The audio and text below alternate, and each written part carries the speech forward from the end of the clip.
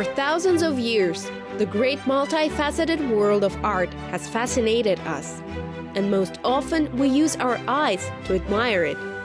But what about those of us who have poor vision or lost their vision completely? It's both joyful and surprising how technology is now allowing these individuals to access the world of beautiful art. In recent decades, exhibitions for blind connoisseurs of beauty have been organized in several parts of the world, and Italy even has a special museum for them. As for Kazakhstan, the Kasteev State Museum of Art in Almaty is now hosting such an exhibition. To be more precise, this is the first exhibition of its kind in Central Asia, not only in Kazakhstan. Through the transformation of pictures into relief, this exhibition offers the opportunity to experience art in its most literal sense. Beauty at your fingertips. Studying it allows one to see the lines, volumes, and silhouettes of the picture. The blind visitors even become somewhat of artists, since they are able to imagine their own rendition of the artwork on a blank canvas. Naturally, the sense of touch alone cannot fully replace the ability of full-fledged visual perception. The organs of hearing come into play here. Each picture at the exhibition has an audio commentary on both Kazakh and Russian languages.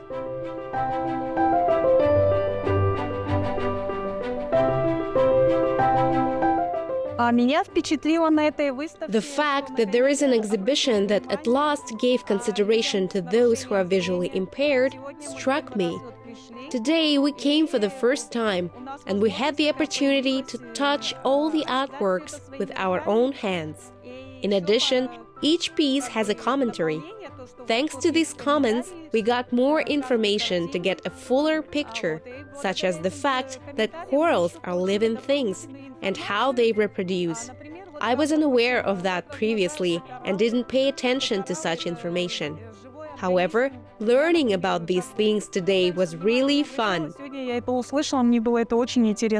Modern technological development makes art more accessible to people with visual impairments. Some technologies even incorporate the sense of smell in addition to hearing, and the sense of touch is used even more comprehensively, not only for reading Braille or touching relief surfaces. Perception of the art is also enhanced by vibrations. You can feel an object's weight, size, and other physical characteristics thanks to more sophisticated sensory technologies. However, those are not as widespread as we would like them to be. The exhibition in Almaty was held by a commercial organization, the Kazakhstan Representative Office of the Global Producer of Cameras and Printing Equipment. Therefore, the emphasis at the exhibition was on the adaptation of visual arts for blind people using printing technologies. The idea for the exhibition came about because printing technology is evolving, and our company has been able to use such innovations in our work. For example, printing a photograph in relief format. Hence, considering the needs of visually impaired people, we incorporated these technological advancements with the idea of making art more accessible to them. We printed the photographs so that they could touch them, feel the details. And in order to improve the visitor's experience and make the art more accessible to them, we also added Braille and audio descriptions. This is a flatbed printer that allows us to do relief printing. Let me briefly describe how it operates. To obtain the relief, we first scanned the photographs from different artists, and then our designers converted them into 3D format. Lastly, the machine printed them straight onto the canvas. This exhibition is intended for people with disabilities, in particular visually impaired people. They are able to see the whole thing thanks to their sense of touch. Our colleagues in Europe have scanned the Van Gogh painting, partially reproduced it on an enlarged scale, and replicated the entire relief. We believe this technology will help many blind people in the future. It will allow those who could not see such masterpieces before to see them with the help of their sense of touch. as unexpected as it may sound, relief printing adapted for the blind is more than just a high-volume copy of an image. The approach is much more subtle in this case, because it is important to determine which lines and details to make relief. It needs to be decided which lines should be emphasized, which ones should be less pronounced, and which details should be included to the relief picture to avoid overloading it. Otherwise, it might be rendered completely unreadable. I feel like there is vegetation nearby. It seems like a trunk of a tree or something. Or maybe it's the wind. I see a man resting under a tree. There are branches.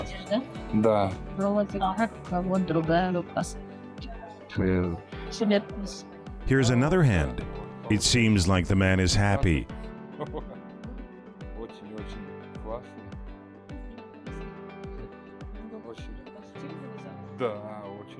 It's extremely exciting to explore these artworks, especially when you start to understand what's on the photograph, and in your mind the picture becomes complete. For example, here's a man who has his hands raised. He's sitting beside a tree. I can feel the vegetation here. Or maybe he's not sitting, but he surely is very glad about something. I think it's very cool.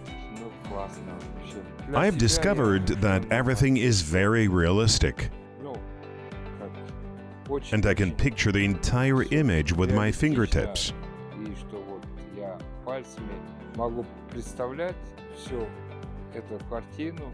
In my mind, I imagine that there is a tree or a forest.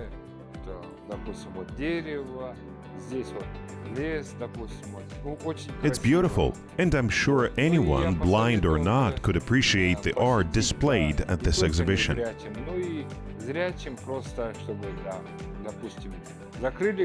So I recommend everyone to come and enjoy the exhibits with closed eyes. Everything about this exhibition is amazing, and it's cool and well organized overall.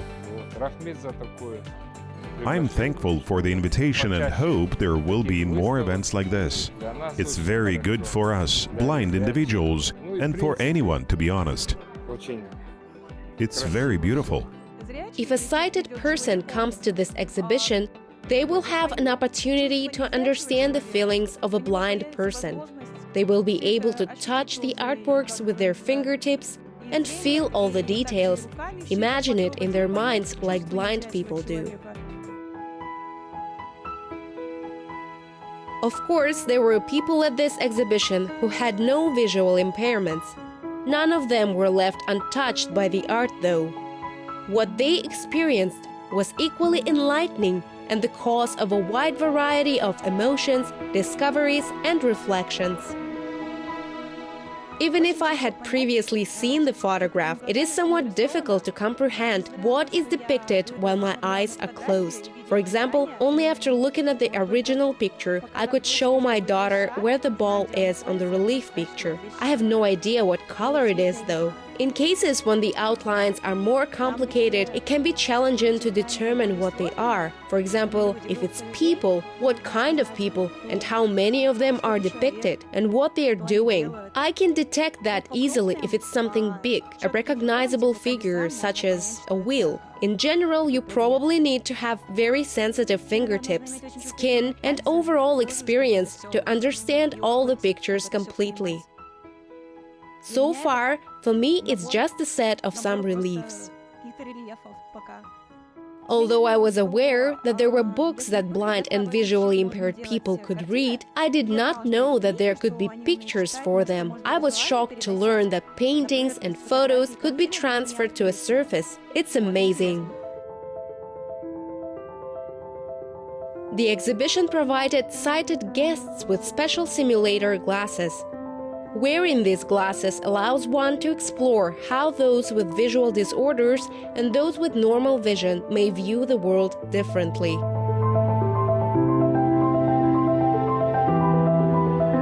This unpleasant experience for a sighted person will undoubtedly increase their empathy and make them think once again about the importance of understanding and respecting the fact that we're all different. We should remember the interests of all members of society, even in the midst of daily routine. The exposition in Kazakhstan showcased photo stories created by famous and talented authors from all over the world. And even though there were just 12 pieces, everyone will have something to think about when they leave. Each photo has a fascinating backstory. Moreover, since we're hosting it in Kazakhstan, we've also added the work of our local photographer, Saltore Saparbayev. He is a wildlife photographer and co-founder of the Wildlife Without Borders Foundation. The goal of this organization is to protect snow leopards.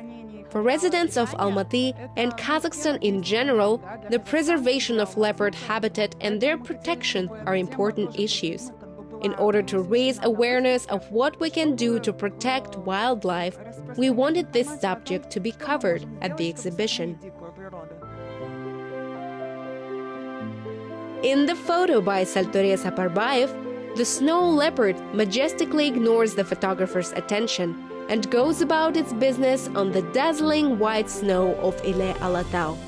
It appears as if this graceful animal realizes that there are not so many representatives of its species left, only about 30, and therefore allows the man to take such rare shots. Данный снимок снежного барса я сделал в 2018 году. I took this photo of a snow leopard in 2018 while working in the Almaty Reserve. We began our pursuit after learning that a snow leopard had made its way near the cordon, and we discovered it not far from it. Like a domestic cat, he was sleeping peacefully and showed no signs of hostility. It's really uncommon since wild creatures don't offer opportunities to get up close and take pictures. Literally, he was between 5 and 10 meters away. I was taking photos of it from the side as it simply walked away from me. As a snow leopard researcher and photographer, snow leopards are a topic that interests me both personally and professionally. Through the lens, I would like to present Kazakhstan's wildlife to the entire world. In my opinion, such exhibitions should be on a wider scale. Считаю, что подобные выставки должны быть побольше. Но в первую очередь это, конечно, дает узнать. First of all, the purpose here is to inform people what a snow leopard is in general and what it looks like. Барс является внесен в Международную Красную книгу. The snow leopard is included in the International Red List of Threatened Species, so it's among the animals that are in danger of extinction. The goal of this exhibition is to raise awareness of the issue of wildlife protection among the public. Так сказать, широкому населению. This is the first exhibition and it turned out quite well. It's very interesting. I just looked at my photo and touched it. It's so unusual to feel the photo. I have never come across such technology before. I really like the relief. It's very peculiar. It's a photo and you can see that, but you can also feel it with your touch. Approximately 2 billion individuals worldwide, which is about 1 in 4 people, suffer from some kind of visual impairment. As it turns out, not only the development of medicine, but also such cultural activities can improve these numbers. Culture and the fundamental human desire for beauty, regardless of one's physical prowess, is what eliminates barriers between people. And since there is a growing need for both, the number of such events around the world is only increasing.